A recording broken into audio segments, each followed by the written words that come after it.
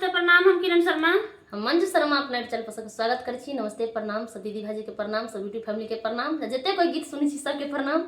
और हम दोनों दबरानी जेठानी जा रहल छी बहुत प्यारा सा बेटा विवाह गीत गावा। अहाँ सब जरूर सुनब, कमेंट करके जरूर बताएब गीत केहन लागल। बहुत प्यारा सा गीत छै, अहाँ सब सुनब, अहाँ सब जरूर सुनब और अहाँ कमेंट बॉक्स में जरूर लिखब गीत केहन लागल। बहुत प्यारा सा गीत छै, अहाँ सब सुनऽ के कोशिश जरूर करब। सुनबे टा करब, छोड़ब नहीं कोई। सोना के